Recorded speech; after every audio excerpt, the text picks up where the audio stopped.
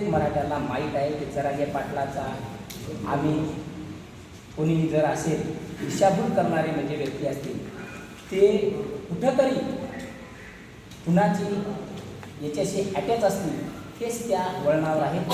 पण जो गरजवंत मराठा आहे तो योग्य वळणावर योग्य ट्रॅकवर आहे आणि ते जरांगे पाटलाच्या आदेशाच्या बाजूला जाऊ शकत नाही हे ठामपणे दिसते.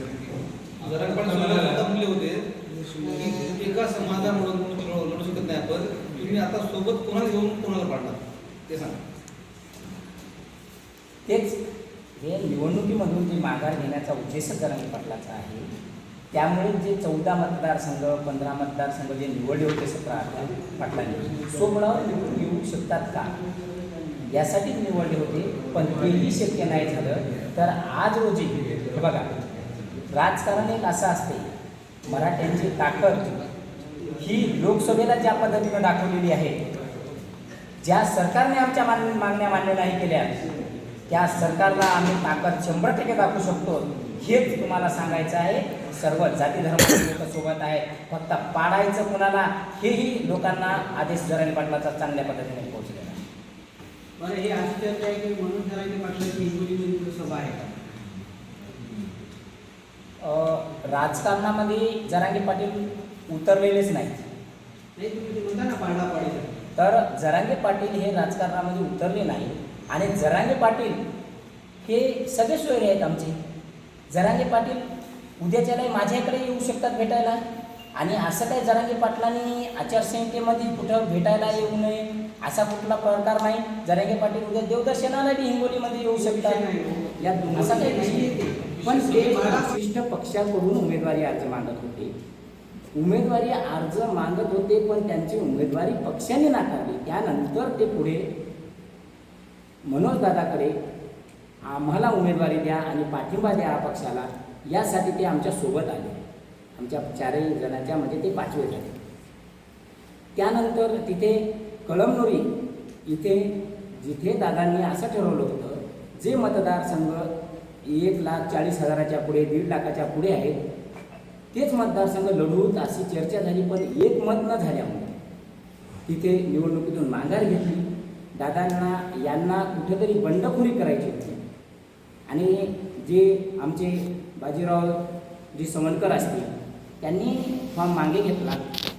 जयदीपराव देशमुख आणि अजित मगर यांनी तिघांनी पुन्हा प्रयत्न केले, दादांना भेटायचं पुन्हा प्रयत्न केले. परंतु दादांनी स्पष्ट सांगितलं होतं की बाबा आपल्याला कुणाला पाठिंबा नाही आणि कुठल्याही पद्धतीचं काहीही विषय मिळणार नाही हे त्यांना ज्ञात असून आमची ही चर्चा त्यांच्यासोबत झाली. त्यांनाही वेळोवेळी आम्ही म्हणजे 1-1.5 तास चर्चा त्यांच्यासोबत झाली. 2 वेळेस मी असतील, आमचे मराठा समन्वयक पप्पूभाऊ चव्हाण असतील, कल्याणरावजी देशमुख असतील, आमची बंददारा त्यांच्यासोबत चर्चा झाली.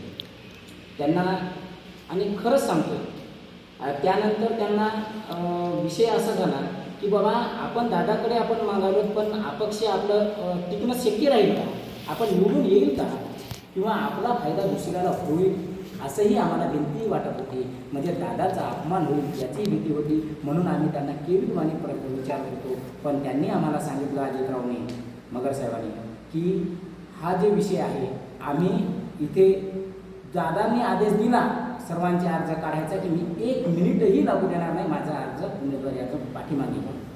परंतु ते आता त्यांनी ज्यावेळेस पुन्हा नंतर मी रिटर्न आलो सकाळी 11 वाजताची एक प्रेस झाली. आमचे कल्याणरावजी देशमुख समन्वयक पप्पूभाऊ आणि उपोषणार्थी आमचे कृष्णाभाऊ असतील, सडेमामा असतील, आपले जगताप असतील, जिम्मेदार माणसं आहेत यांनी उपोषण केलेले आहेत. मीही उपोषण केलेले आहे 2 वेळेस. आम्ही सर्वांनी दादाच बरोबर यांनी हे सोबत राहिले होते भाऊ.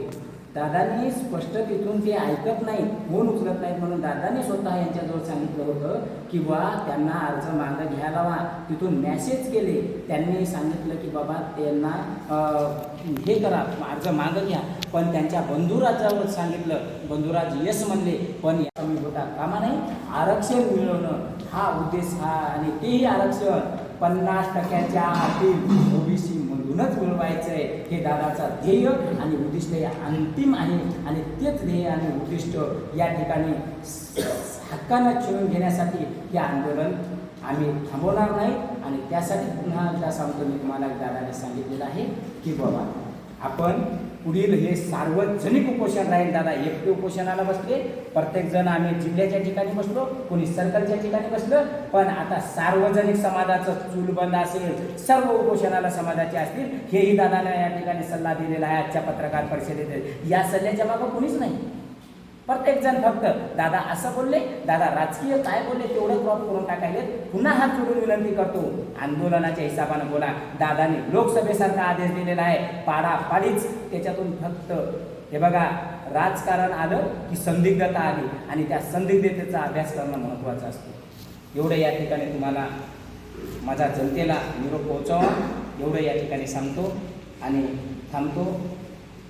जय शिवराय. जर